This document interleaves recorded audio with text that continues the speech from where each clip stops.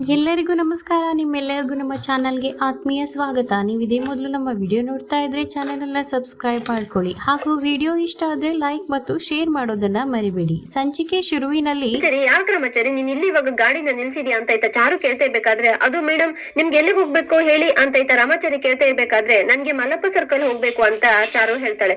ಓ ನಿಮ್ಗೆ ಅಲ್ಲಿಗೆ ಹೋಗ್ಬೇಕಾ, ಸರಿ ನಾವು ಈ ಕಡೆ ರೋಡ್ ಅಲ್ಲೇನೆ ಹೋಗ್ಬೋಣ, ಇದು ಶಾರ್ಟ್ ಕಟ್ ಅಂತ ಆಯ್ತಾ ರಾಮಾಚಾರಿ ಅದೇ ಕಡೆ ರೋಡ್ ಅಲ್ಲಿ ಗಾಡಿನ ತಿರುಗಿಸ್ಕೊಂಡು ಹೋಗ್ತಾ ಇರ್ಬೇಕಾದ್ರೆ, ಇತ್ತ ಅವಾಗ ಅಲ್ಲಿ ವೇಟ್ ಮಾಡ್ತಿದ್ದ ಜಿಕೆ ಮತ್ತೆ ಜಯಸಿಂಹಗಂತೂ ತುಂಬಾನೇ ಶಾಕ್ ಹೋಗ್ಬಿಟ್ಟು, ಇದೇನ್ ರಾಮಾಚಾರಿ ನಾವಿಲ್ಲಿ ನಿಂತ್ಕೊಂಡಿದ್ರು ಕೂಡ ಅವನು ಈ ಕಡೆಗೆ ಬಾದ್ಬಿಟ್ಟೆ ನಮ್ ಕಡೆಯಿಂದ ಅವನು ನಮ್ಮನ್ನ ನೋಡ್ಬಿಟ್ಟು ಎಸ್ಕೇಪ್ ಆಗ್ತಾ ಇದ್ದಾನ. ಬಾವಜಿ ಇವಾಗ ನಾವು ಅವನ್ನ ಚೇಸ್ ಮಾಡ್ಬೇಕು, ನಡೀರಿ ಅಂತ ಹೇಳ್ಕೊಂಡು ಅವರಿಬ್ರು ರಾಮಾಚಾರಿ ಹಿಂದೆನೆ ಫಾಲೋ ಮಾಡ್ಕೊಂಡು ಹೋಗ್ತಾ ಇರ್ತಾರೆ.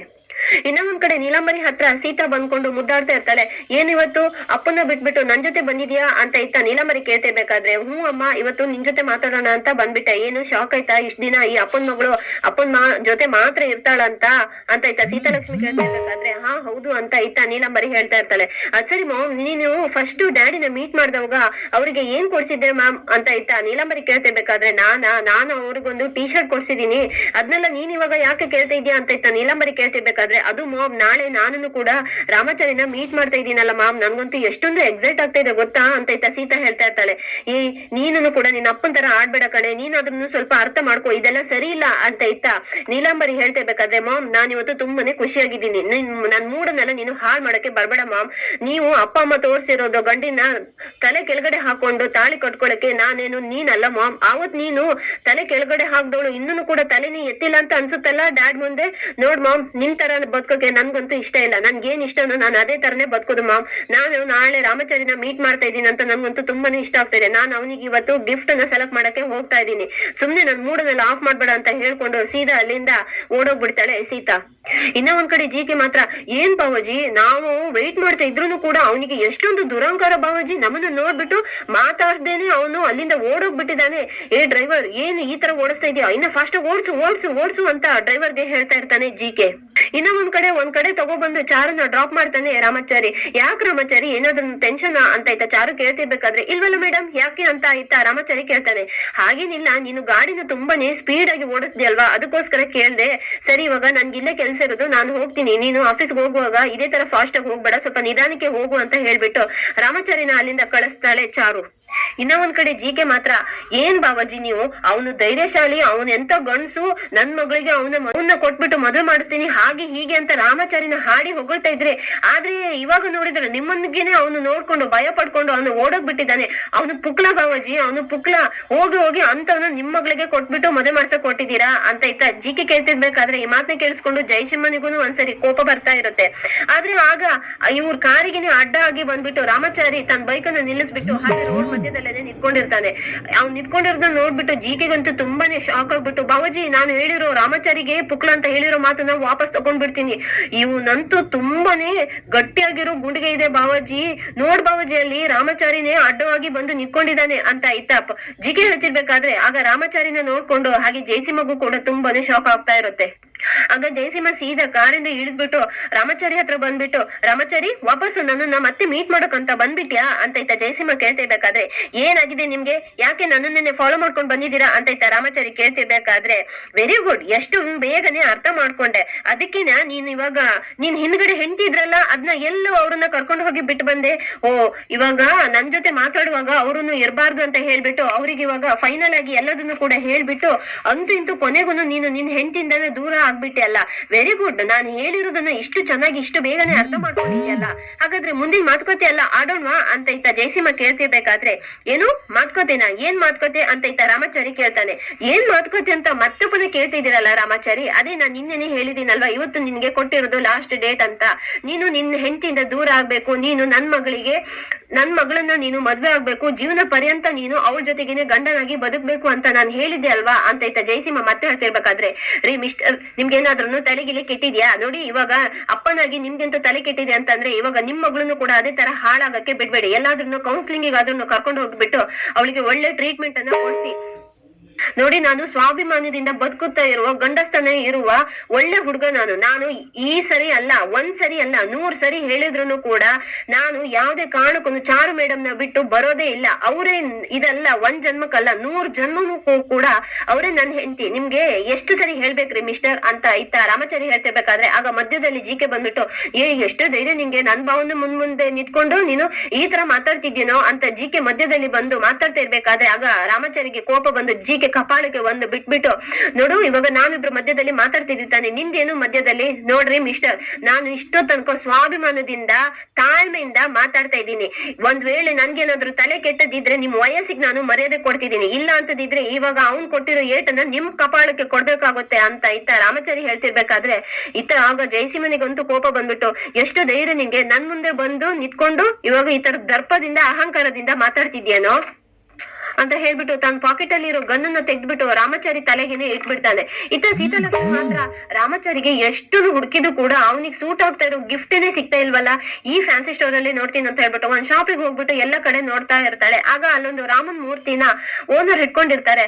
ಸರ್ ಇದೇ ಚೆನ್ನಾಗಿದೆ, ನನ್ ರಾಮಾಚಾರಿಗೆ ರಾಮನಂತವನಿಗೆ ಈ ರಾಮನ್ ಮೂರ್ತಿನೇ ಚೆನ್ನಾಗಿರುತ್ತೆ ಸರ್, ನನ್ಗೆ ಇದೇ ಬೇಕು ಅಂತ ಹೇಳ್ತಾ ಇರ್ಬೇಕಾದ್ರೆ ಇದು ಆಲ್ರೆಡಿ ಸೇಲ್ ಆಗ್ಬಿಟ್ಟಿದೆ, ಇದನ್ನ ನನ್ ಕಸ್ಟಮರ್ಗೋಸ್ಕರ ಪ್ಯಾಕ್ ಮಾಡ್ತಾ ಇದೀನಿ ಅಂತ ಅವ್ರು ಹೇಳ್ತಾರೆ. ಹಾಗಾದ್ರೆ ಸರ್ ನನ್ಗಿದು ತುಂಬಾನೇ ಇಷ್ಟ ಆಗಿದೆ, ಇದೇ ತರದ್ ಇನ್ನೊಂದ್ ಕೊಡಿ ಅಂತ ಹೇಳ್ತಾ ಇರ್ಬೇಕಾದ್ರೆ ಇಲ್ಲ, ಇದು ಆಲ್ರೆಡಿ ಲಾಸ್ಟ್ ಪೀಸ್ ಇರೋದು, ನೀವ್ ಇವಾಗ ಇದೇ ಬೇಕಂತಿದ್ರೆ ನೋಡಿ ತಗೊಂಡವ್ರು ಅಲ್ಲೇನೆ ಇದ್ದಾರೆ, ಅವ್ರ ಹತ್ರನೇ ಹೋಗ್ಬಿಟ್ಟು ಕನ್ವಿನ್ಸ್ ಮಾಡಿ ಅಂತ ಕೇಳ್ತಾ ಇರ್ತಾರೆ. ಆಗ ಸೀತಾಲಕ್ಷ್ಮಿ ಹೋಗ್ಬಿಟ್ಟು ಅಲ್ಲೇ ನಿಂತ್ಕೊಂಡಿರೋ ಚಾರುನ ಹೋಗ್ಬಿಟ್ಟು ಹಿಂದ್ಗಡೆಯಿಂದ ಅವಳ ಬೆನ್ನನ್ನ ಮುಟ್ಬಿಟ್ಟು ಕರಿತಾಳೆ. ಆಗ ಚಾರು ತಿರುಗ್ಬಿಟ್ಟು ಸೀತಾಲಕ್ಷ್ಮಿನ ನೋಡ್ತಾಳೆ. ನೋಡ್ ರಾಮಾಚಾರಿ, ಇವಾಗ ನಾನು ಲಾಸ್ಟ್ ಅಂಡ್ ಫೈನಲ್ ಆಗಿ ಕೇಳ್ತಾ ಇದ್ದೀನಿ, ನೀನ್ ಇವಾಗ ನನ್ ಮಗಳನ್ನ ಏನಾದ್ರೂ ಮದ್ವೆ ಆಗೋಕೆ ಒಪ್ಕೊಳ್ಳೋದಿದ್ರೆ ನೀನ್ ಬದುಕುತ್ತೀಯಾ, ಇಲ್ಲ ಅಂತಂದ್ರೆ ಇಲ್ಲೇ ಇವಾಗ್ಲೇ ನಿನ್ನನ್ನ ನಾನು ಇಲ್ಲೇ ಸಾಯಿಸ್ಬಿಡ್ತೀನಿ ಅಂತ ಜಯಸಿಂಹ ಹೇಳ್ತಾ ಇರ್ಬೇಕಾದ್ರೆ ಆಗ ರಾಮಾಚಾರಿ ಮಾತ್ರ ನಗಾಡ್ಕೊಂಡು ತಲೆಗಿಟ್ಟಿರೋದು ಗನ್ನನ್ನ ತೆಗ್ದ್ಬಿಟ್ಟು ಅವನು ಹಾರ್ಟ್ ಹತ್ರ ಇಟ್ಕೊಂಡ್ಬಿಟ್ಟು, ನೋಡಿ ಇವಾಗ ನೀವು ನನ್ ತಲೆಗ್ ಶೂಟ್ ಮಾಡೋದಲ್ಲ, ಇವಾಗ ನೀವು ನನ್ ಹೃದಯಕ್ಕೇನೆ ಕೂಡ ಶೂಟ್ ಮಾಡಿದ್ರು ಕೂಡ ಅವಾಗ್ಲೂ ಕೂಡ ನಾನು ಖುಷಿಯಿಂದಾನೆ ಪ್ರಾಣ ಬಿಟ್ಬಿಡ್ತೀನಿ. ಇವಾಗ ನೀವು ಕೇಳಿಸ್ಕೊಳ್ಳಿಬೇಕಾದ್ರೆ ನನ್ ಹೃದಯನೂ ಕೂಡ ಚಾರು ಮೇಡಮ್ ಅಂತಾನೆ ಹೇಳ್ತಾ ಇರುತ್ತೆ. ರೀ ನಿಮ್ಗೆ ಎಷ್ಟು ಸರಿ ಹೇಳ್ಬೇಕ್ರಿ, ನೋಡಿ ಇವಾಗ ಎಲ್ರು ಕೂಡ ಸಾಯುವವ್ರೆ, ಇವತ್ತಲ್ಲ ನಾಳೆ. ಇವಾಗ್ಲೇ ನಾನು ನನ್ನ ಹೆಂಡತಿಗೋಸ್ಕರ ನಾನು ಪ್ರಾಣ ಬಿಡ್ತೀನಿ ಅಂತಂದ್ರೆ ನಾನು ಖುಷಿಯಿಂದಾನೆ ಪ್ರಾಣ ಬಿಡ್ತೀನಿ, ಅದಕ್ಕೋಸ್ಕರ ನಾನ್ ಇವಾಗ ಹೆದರ್ಕೊಳ್ತಾ ಇಲ್ಲ. ರೀ ನನ್ಗೇನೆ ನೀನ್ ಹೆದರ್ಕೊಂತಿದ್ಯಾ ಅಂತ ಕೇಳೋದನ್ನ ಬಿಟ್ಬಿಟ್ಟು ನಿಮ್ ಕೈ ಯಾಕ್ರಿ ನಡ್ಗುತ್ತಾ ಇದೆ, ನೀವ್ ಯಾಕ್ರಿ ಇಷ್ಟೊಂದು ಹೆದರ್ಕೊಂತ ಇದ್ದೀರಾ?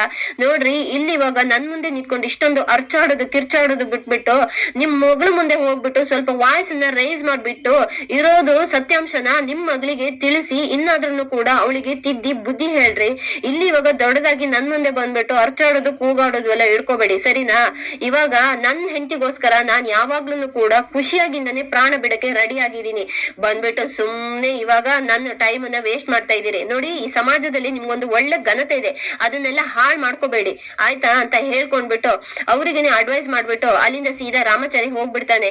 ಆಗ ಜಿಕೆಗಂತೂ ಶಾಕ್ ಆಗ್ಬಿಟ್ಟು, ಏನ್ ಬಾಬಾಜಿ ನಿಮ್ಗೇನೆ ಈ ತರ ಉಪದೇಶ ಕೊಟ್ಬಿಟ್ಟು ಅವ್ನು ಹೋದ್ನಲ್ಲ ಅಂತ ಜಿಕೆ ಜಯಸಿಂಹಗನೆ ಹೇಳ್ತಾ ಇರ್ತಾನೆ. ಇನ್ನ ಒಂದ್ ಕಡೆ ಸೀತಾಲಕ್ಷ್ಮಿ ಚಾರುನ ನೋಡ್ಬಿಟ್ಟು ಶಾಕ್ ಆಗ್ಬಿಟ್ಟು, ಏನ್ ಚಾರು ನಾನ್ ಎಲ್ಲಾ ಕಡೆ ಹೋದ್ ಕಡೆ ಎಲ್ಲ ನೀನು ನನ್ನನ್ನೇ ಫಾಲೋ ಮಾಡ್ಕೊಂಡ್ ಬರ್ತಿದ್ಯಲ್ಲ, ಏನ್ ಸಮಾಚಾರ ಅಂತ ಸೀತಾ ಕೇಳ್ತಿರ್ಬೇಕಾದ್ರೆ ಅದೇನ್ ಗೊತ್ತಾ, ಹೋದ್ ಕಡೆ ಅಲ್ಲ ನಾನ್ ನಿನ್ನ ಫಾಲೋ ಮಾಡ್ಕೊಂಡ್ ಬರೋದಲ್ಲ, ನಾನ್ ಹೋದ್ ಕಡೆ ಅಲ್ಲ ನೀನ್ ಫಾಲೋ ಮಾಡ್ಕೊಂಡ್ ಬರ್ತಿದ್ಯಲ್ಲ, ನಾನ್ ಕೇಳ್ಬೇಕು ನಿನ್ನ ಏನ್ ವಿಷಯ ಅಂತ ಚಾರು ಕೇಳ್ತಿರ್ಬೇಕಾದ್ರೆ, ನೋಡು ನೀನ್ ತಕೊಂಡಿದ್ಯಲ್ಲ ಈ ರಾಮನ್ ಮೂರ್ತಿ, ಇದು ನನ್ಗೆ ಇಷ್ಟ ಆಗಿದೆ, ಇದನ್ನ ನಾನು ಬಿಟ್ಕೊಡೆ ಮಾತೇ ಇಲ್ಲ, ಇದು ನನ್ಗೇನೆ ಬೇಕು ಅಂತ ಸೀತಾಲಕ್ಷ್ಮಿ ಹೇಳ್ತಿರ್ಬೇಕಾದ್ರೆ, ನಾನ್ ಯಾಕೆ ನಿನಗ್ ಬಿಟ್ಕೊಡ್ಬೇಕು, ನನ್ ರಾಮನಂತ ರಾಮ ಮೂರ್ತಿ ಕೊಡೋಣ ಅಂತ ನನ್ ರಾಮನಿಗೆ ನಾನ್ ತಕೊಂಡಿದೀನಿ ಅಂತ ಚಾರು ಸೀತನ ಕೈಯಲ್ಲಿರೋದನ್ನ ಕಿತ್ಕೊಂಡ್ ಬಿಡ್ತಾಳೆ. ಆಗ ಸೀತಾಲಕ್ಷ್ಮಿ ಕೂಡ ಯಾವಾಗ್ಲೂ ಸೀತಾರಾಮ ಜೊತೆಯಾಗಿರ್ಬೇಕು, ಅದಕ್ಕೋಸ್ಕರ ಅಂತಾನೆ ನಾನು ಈ ರಾಮನ ಹುಡ್ಕೊ ಬಂದಿರೋದು, ಇದನ್ನ ನನ್ಗೇನೆ ಬೇಕು, ನಾನ್ ಎಷ್ಟು ಬೇಕಾದ್ರೂ ನಿನ್ಗೆ ಪೇ ಮಾಡಕ್ಕೆ ರೆಡಿ ಇದ್ದೀನಿ, ಇದನ್ನ ನನ್ಗೇನೆ ಕೊಟ್ಬಿಡು ಅಂತ ಸೀತಾಲಕ್ಷ್ಮಿ ಹೇಳ್ತಾ ಇರ್ಬೇಕಾದ್ರೆ, ನೋಡು ಯಾವಾಗ್ಲೂ ನೀನು ಮುಂಚೆಲ್ಲ ಹೇಳ್ತಿದ್ಯಲ್ಲ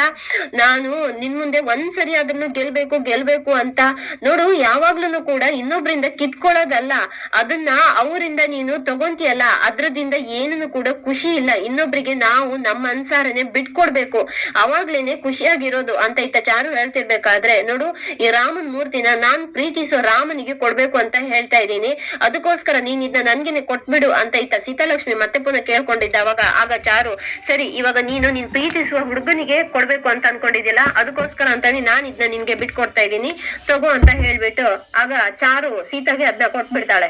ಇನ್ನ ಒಂದ್ ಕಡೆ ಜಿಕೆ ಮಾತ್ರ ಏನ್ ಬಾಬಾಜಿ ನಾನು ಅಷ್ಟು ಹೇಳಿದ್ರು ಕೂಡ ನೀವು ಅವನಿಗೆ ಶೂಟ್ ಮಾಡ್ಲೇ ಇಲ್ಲ, ಹಾಗೇನೆ ಅವನು ಬಿಟ್ಬಿಟ್ರಿ ಅಲ್ಲ ಬಾಬಾಜಿ ಅಂತ ಇತ್ತ ಜಿಕೆ ಕೇಳ್ತಿರ್ಬೇಕಾದ್ರೆ ನಾನ್ ಬಿಟ್ಟಿರೋದಕ್ಕೂ ಒಂದ್ ಕಾರಣ ಇದೆ ಕಣೋ. ನೋಡು ಅವನ್ ಇವಾಗ ಖಂಡಿತವಾಗಿ ಹೇಳ್ತಾ ಇದ್ದೀನಿ, ನಾನ್ ಮಾತ್ರ ಯಾವ್ದೇ ಕಾರಣಕ್ಕೂ ನನ್ ಹೆಂಡತಿನ ಬಿಟ್ಟು ಬರಕ್ ಆಗಲ್ಲ ಅಂತ. ಇವಾಗ ಆತರ ಇರುವಾಗ ನಾನೇನಾದ್ರೂ ಅವನ್ನ ಶೂಟ್ ಮಾಡ್ಬಿಟ್ರೆ ನನ್ ಮಗಳಿಗೆ ಹೋಗ್ಬಿಟ್ಟು ರಾಮಾಚಾರಿನ ನಾನು ಶೂಟ್ ಮಾಡಿ ಸಾಯಿಸ್ಬಿಟ್ಟೆ ಅಂತ ನಾನು ಹೇಳಕ್ ಆಗುತ್ತಾ? ನಾನು ಅವಳಿಗೆ ಏನು ಅಂತ ಉತ್ತರ ಕೊಡ್ಲಿ? ಇವಾಗ ಇವನು ಯಾವ್ದೇ ಕಾರಣಕ್ಕೂ ಹೆಂಡತಿನ ಬಿಟ್ಟು ಬರೋ ಮಾತೇ ಇಲ್ಲ ಅಂತ ಹೇಳ್ಬಿಟ್ಟು ಹೇಳಿದಾನಲ್ವಾ.